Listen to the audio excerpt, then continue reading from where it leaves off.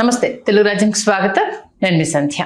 ఏపీలో జూన్ కి అంటే కూటమి ప్రభుత్వం కొలువుదీరి 2 సంవత్సరాలు కాబోతున్న నేపథ్యంలో ఈసారి అధినేత ఒకంత అడుగు ముందుకు వేసి నేతలకు సంబంధించి ఎమ్మెల్యేలు కావచ్చు మంత్రుల పనితీరుకు సంబంధించి అయితే రిపోర్ట్ తెప్పించుకున్నారు. ఈ నేపథ్యంలో చాలా మంది పనితీరుకు సంబంధించి ఆయన అసహనం వ్యక్తం చేయడం, కొంతమందిని ఖచ్చితంగా పక్కన పెట్టాలి అన్న ఆలోచనకు రావడం కూడా జరిగింది. ఈ నేపథ్యంలో ఆ స్క్రూటినీ అనేది నడుస్తుంది. ఇప్పటికే ఆ మంత్రివర్గ మార్పులకు సంబంధించి ఎవరు ఉంటారు, ఎవరు వెళ్తారు, ఎవరి వైపు మొగ్గు చూపుతున్నారు, ఎందుకోసము వాళ్ళ వైపు తిరిగి చూస్తున్నారు అన్న అంశానికి సంబంధించి మనం అనేక రకాల వీడియోలు కూడా చేయడం జరిగింది. శ్రీకాంత్ గారి మాటలు ఆ విశ్లేషణ కూడా అద్భుతంగా అందించడం జరిగింది. బీజేపీలో ఉంది ఒక మంత్రే, ఆయనను కదపరు అనేసి అనుకున్నాం. బట్ ఇప్పుడు ఆయన స్థానానికి కూడా ఎసరు రాబోతున్నట్టుగా తెలుస్తోంది. ఆయన మరెవరో గారు సత్యకుమార్ యాదవ్ గారు. మరి ఆయన్ని తప్పిస్తే ఎవరు ఆ ప్లేస్ లోకి రాబోతున్నారు, ఆ రేస్ లో ఎవరున్నారు తెలుసుకునే ప్రయత్నం చేద్దాం. మనకు దీనికి సంబంధించి విశ్లేషణ అందించడానికి చరిత్రకారులు, రాజకీయ విశ్లేషకులు చిల్లాగట్ట శ్రీకాంత్ గారు మనతో ఉన్నారు. ఆయన మాటల్లోనే. శ్రీకాంత్ గారు నమస్తే. నమస్కారం సంధ్య గారు. ఆల్మోస్ట్ ఆల్ మనం బీజేపీ నుంచి ఒక్కరే ఉన్నారు కాబట్టి కదపరేమో అనేసి అనుకున్నాం. బట్ ఆయన కూడా అతీతం కాదు, సత్యకుమార్ యాదవ్ ను కూడా కదిపే ప్రయత్నం జరగబోతుంది అనేసి వింటున్నాం. ఎందుకు ఆయన టచ్ చేయబోతున్నారు, ఒకవేళ ఆయన కదిపితే ఎవరు ఆ ప్లేస్ లోకి రాబోతున్నారు? అంటే అది విచిత్రమైనటువంటి పరిస్థితి అండి. ఇక్కడ సత్యకుమార్ యాదవ్ గారు కడప జిల్లాకు చెందినటువంటి వారు. అక్కడి నుంచి ఆయన చిత్తూరు జిల్లాతో ఆయన ఎక్కువ సంబంధ బాంధవ్యాలు, భాజపాలో ఆయన యువమోర్చాలో ఉన్నప్పటి నుంచి చిత్తూరు జిల్లాతో ఎక్కువ సన్నిహిత సంబంధాలు నేర్పారు. అక్కడి నుంచి ఆయన చివరి నిమిషంలో ధర్మవరం నియోజకవర్గానికి పంపించారు. బీజేపీ కేటాయించారు ధర్మవరం. బీజేపీలో సత్యకుమార్ యాదవ్ గారిని తీసుకొచ్చారు అక్కడికి. వారు యాదవ్ సామాజిక వర్గానికి చెందిన వారు అయినప్పటికీ వెంకయ్య నాయుడు గారి ఇంట్లో ఆయన వారి సోదరుడి కుమార్తెను వివాహం చేసుకున్నారు కాబట్టి అదొక సామాజిక కోణం, సామాజిక సమీకరణని మనం పరిగణలోకి తీసుకోవాల్సి వస్తుంది. సరే, మీకు 2024 ఎన్నికల్లో వాస్తవానికి ధర్మవరం నియోజకవర్గం నుంచి పోటీ చేయాల్సినటువంటి నేత తెలుగుదేశం పార్టీకి చెందిన పరిటాల శ్రీరామ్ గారు. 2019 ఎన్నికల్లో ఆయన ఓడిపోయినటువంటి కారణంగా ఆయన ఏం చేశారంటే 2024కి ఆయన పోటీ చేసి ఉన్నట్లయితే ఖచ్చితంగా భారీ ఆధిక్యతతో గెలిచేవారు.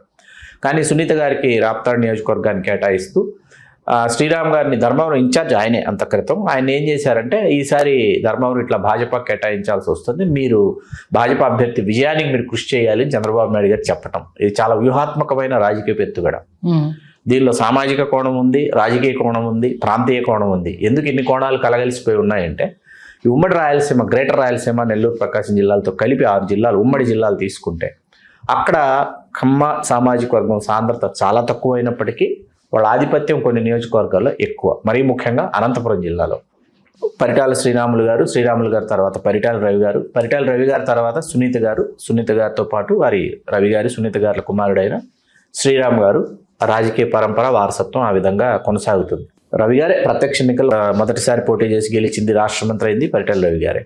ఇక్కడ శ్రీరామ్ గారు మొన్న గెలిచి ఉన్నట్లయితే మీకు లోకేష్ గారితో పాటు సరి సమానమైనటువంటి ఇమేజ్ రాష్ట్ర వ్యాప్తంగా పరిటాల శ్రీరామ్ గారు కలిగి ఉండేవారు, పొంది ఉండేవారు. రవి గారికి ఉన్న అభిమానులు ఎవరైతే ఉన్నారో వాళ్ళందరూ కూడా యాక్టివ్ అయిపోయేవాడు. వాళ్ళందరూ యాక్టివ్ అయిపోయి అంటే బాగా ఇప్పుడున్న దానికంటే ఎక్కువ యాక్టివ్ అయిపోయి వాళ్ళు ఒక సైన్యంలాగా ఏర్పడి పరిటాల శ్రీరామ్ గారికి రాష్ట్ర మంత్రి పదవి ఇవ్వాలని విజ్ఞప్తి చేయడం కాదు, డిమాండ్ చేసే స్థాయికి అభిమానులు రాష్ట్రంలో ఉన్నారు, ఇప్పటికే ఉన్నారు.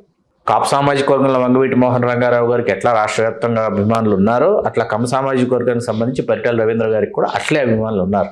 అది వాస్తవం, ఎవరూ కాదనలేనటువంటి ఒక బహిరంగ రహస్యం. ఆ సరిసమానమైన స్థాయికి నారా లోకేష్ గారు నెంబర్ 1 అంటే నెంబర్ 2 పరిటాల శ్రీరామ్ అనేటటువంటి ఏజ్ గ్రూప్స్ కావచ్చు, అట్లాగే ఫ్యాన్ ఫాలోయింగ్ కావచ్చు, వాటి దృష్ట్యా శ్రీరామ్ గారు ఒక ప్రత్యేకమైనటువంటి సైన్యాన్ని ఏర్పరచుకొని ఒక ప్యారలల్గా ఎదుగుతారనేటువంటి ఒక ఆలోచన. అది తన కుమారుడితో సరిసమానంగా, యువరాజుతో సరిసమానంగా మరొక సామంతరాజు యువరాజుగా ఎదగడం అనేది మహారాజు అయినటువంటి చంద్రబాబు నాయుడు గారికి గిట్టల. అందుకని ఎలా పక్కన పెట్టాలి వ్యూహాత్మకంగా ఆలోచించి ఆ నియోజకవర్గాన్ని భాజపాకు కేటాయించి అక్కడికి సత్యకుమార్ యాదవ్ గారిని తీసుకొచ్చి అక్కడ పరిటాల శ్రీరామ్ గారిని ఇరకాటంలో పెట్టాడు. గెలిపించకపోతే సత్యకుమార్ యాదవ్ గారిని నియోజకవర్గంలో నీ ప్రజ్ఞ ఏంటి, నీ ప్రతిభ ఏంటి, నువ్వేం చేస్తున్నావు, గతంలోనూ ఓడిపోయావు, మళ్ళీ ఇప్పుడు ఇక్కడ బీజేపీ ఓడిపోయిందంటే పైగా ఏంటి అక్కడ కేతిరెడ్డి అక్కడ వైసీపీలో సిట్టింగ్ ఎమ్మెల్యే, అతన్ని నువ్వు ఓడించలేవా అమాత్రం అనేటప్పటికీ అది మాయన మచ్చలాగా మిగిలిపోతుంది. అక్కడ పరిటాల శ్రీరామ్ గారి అభిమానులు సుతరామ అసలు సత్యకుమార్ యాదవ్ గారి విజయానికి కృషి చేయమని చెప్పి వాళ్ళు భీష్మించుకున్నటువంటి సందర్భాలు, సంఘటనలు కోకొల్లలు.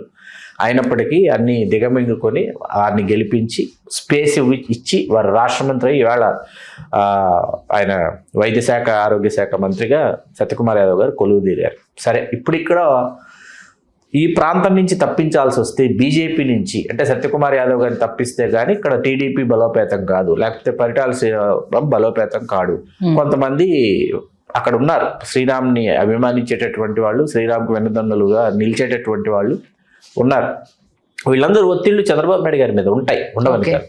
ఇక్కడ వైద్య ఆరోగ్య శాఖ పనితీరు బాగోలేదు అన్నది ఒకటి బాగా ఈ మధ్య మనం వింటున్నాం. ప్రభుత్వ ఆసుపత్రులలో సదుపాయాలు కావచ్చు, అట్లాగే మన మెడికల్ కాలేజీలకు సంబంధించినటువంటి అంశం బాగా బూమ్రాంగ్ అయింది, పీపీటీలోకి తీసుకొస్తున్నారు అనేసి అది బాగా బూమ్రాంగ్ అయింది. అన్ని దృష్టిలో పెట్టుకుని ఏంటంటే ఆ శాఖ మంత్రినే తప్పించేస్తే అని ఆలోచించిన తర్వాత బీజేపీ నుంచి ఎవరనేటప్పటికీ ఆదోని నియోజకవర్గానికి చెందినటువంటి డాక్టర్ పార్థసారథి గారి పేరు తెర మీదకి వచ్చింది. పార్థసారథి గారు ఏంటంటే ఆయన డే 1 నుంచి ఆయన ఈ పార్టీలోకి వద్దాం ఆ పార్టీలోకి వెళదాం చూసి ఆయన బీజేపీలోకి వెళ్ళి యువమోర్చా నుంచి స్టేట్ లెవెల్ 19 ఎన్నికల్లో ఆయన కర్నూలు లోక్సభ నుంచి భాజపా అభ్యర్థిగా పోటీ చేశారు. ఆ తర్వాత మొన్న అంటే ఆదోని, ఆలూరు ఇలా నియోజకవర్గాలు ఉమ్మడి కర్నూలు జిల్లా, ఎమ్మిగనూరు ఇవన్నీ ఏంటంటేనండి సంజయ్ గారు బలమైనటువంటి వాల్మీకి సామాజిక వర్గం, బోయ అంటారు కదా, ఈ సామాజిక వర్గం బాగా ఆ తీవ్రత ఉన్నటువంటి నియోజకవర్గాలు ఇవన్నీ. మీరు మా చిత్తూరు జిల్లా, ఉమ్మడి చిత్తూరు జిల్లా కుప్పం, చంద్రబాబు నాయుడు గారు ప్రాతినిధ్యం వహించేటటువంటి కుప్పం నియోజకవర్గం నుంచి మీరు అనంతపురం, ఉమ్మడి కర్నూలు జిల్లాల్లో చాలా నియోజకవర్గాలు చెప్పుకోదగ్గ స్థాయిలో 40,000, 50,000, 60,000, 70,000 వాల్మీకులు ఓటర్లుగా ఉన్నటువంటి నియోజకవర్గాలు ఉన్నాయి. వాళ్ళ తీవ్రత ఎక్కువ. అందుకే మీకు ఎంపీలు అవుతుంటారు, ఎమ్మెల్యేలు అవుతుంటారు, మంత్రులు అవుతుంటారు. గతంలో కూడా మీకు వైఎస్ జగన్మోహన్ రెడ్డి గారి మంత్రివర్గంలో గుమ్మనూరు జయరాం గారు ఆయన ప్రజారాజ్యంలో తన ప్రయాణాన్ని ప్రారంభించి వైసీపీలో ఆయన గుమ్మనూరు జయరాం గారు ఆయన రాష్ట్ర మంత్రి అయినటువంటి చరిత్ర ఆయనకుంది. అట్లా వాల్మీకులకి అవకాశం ఇవ్వటం అనేది జరగాలి. ఈ మంత్రివర్గం ఏదైతే ప్రస్తుతం ఇప్పుడు ఉన్న మంత్రివర్గం ఏదైతుందో దీంట్లో వాల్మీకులకు అవకాశం ఇవ్వాలి. వాల్మీకులు, ఈ ప్రాంతంలో ఉన్న వాల్మీకులు అందరూ ఏమిటంటే మాలో ఎవరికొవరికి అవకాశం ఇవ్వండి అనేటటువంటి నినాదాలు, మహాసభలు ఇట్లాంటివి నిర్వహించుకోవడం జరుగుతూ వస్తూ ఉంది. ఈ నేపథ్యంలో ఏంటంటే సత్యకుమార్ యాదవ్ గారిని తప్పిస్తే భాజపాకు చెందిన వాల్మీకి సామాజిక వర్గానికి చెందిన ఆదోని నియోజకవర్గ శాసనసభ్యులైన డాక్టర్ పార్థసారథి గారికి అవకాశం ఇవ్వచ్చు అనేది కూడా తెర మీదకి వచ్చింది. దీనికి వెంకయ్య నాయుడు గారు ఎంతవరకు దీనికి ఒప్పుకుంటారా, రిలేటివ్ కదా, అంతే కదా. కాబట్టి దాన్ని మనం పరిగణలోకి తీసుకోవాలి. కానీ పార్థసారథి గారు దూకుడు పెంచారు, ఈ మధ్య రాజకీయంగా దూకుడు పెంచారు, సేవా కార్యక్రమాల దృష్ట్యా దూకుడు పెంచారు, డాక్టర్గా దూకుడు పెంచి ఆయన నిత్యము నిరంతరం సోషల్ మీడియాలో ఆయన కనిపిస్తూ నేనున్నాను అంటే ప్రతి ఒక్కరిని బలకరిస్తూ ఆయన అందరినీ నేనున్నానని గుర్తు చేస్తున్నారు. ఆయన సామాజిక వర్గం కూడా వెన్నుదన్నుగా నిలుస్తోంది. కష్టపడ్డ వారికి బీజేపీలో మరొక మారు అవకాశం ఖచ్చితంగా. ఆయన బీజేపీలోనే ఉన్నారు, ఆయన బీజేపీతోనే తన ప్రయాణాన్ని కొనసాగించారు డాక్టర్ పార్థసారథి. కాబట్టి ఆయనకి ఇవ్వడం వల్ల ఏంటంటే బీజేపీకి కొంత బూస్టింగ్ ఇచ్చినట్టే అవుతుంది. కాకపోతే ఏంటంటే సత్యకుమార్ యాదవ్ ఉన్నతని తగ్గించి కొత్తతనికి ఇవ్వడము అనేది మరి వెంకయ్య నాయుడు గారు ఇప్పుడు ప్రత్యక్ష రాజకీయాలు లేకపోయినా ఆయన చంద్రబాబు నాయుడు గారు వాళ్ళు సమీకరణాలు కానీ లేకపోతే సొంత సామాజిక వర్గంలో ఉన్నటువంటి కొన్ని అవన్నీ కూడా వాళ్ళు ఆయనతో వెంకయ్య నాయుడు గారితో చర్చించకుండా అయితే చేయరు చంద్రబాబు నాయుడు గారు. చూద్దాం ఈ మార్పులు చేర్పులు ఏ కొలిక్కి వచ్చాను, ఏ తీరం దాటాను, ఏ తుఫాను సృష్టించాను. మొత్తానికైతే మంచి విశ్లేషణ అందించారు. ధన్యవాదాలు శ్రీకాంత్. ధన్యవాదాలు సంధ్య గారు. హలో, తెలుగు రాజ్యం ఛానల్ చూస్తున్నారా? సామాజిక, రాజకీయ, జీవన చిత్రణే తెలుగు రాజ్యం. అతిశయోక్తులు, అసత్యాలు ఉండవు.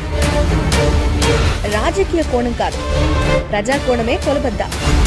తెలుగు రాజ్యం వీక్షణ మీ ఉత్తమ అభిరుచికి నిదర్శనం.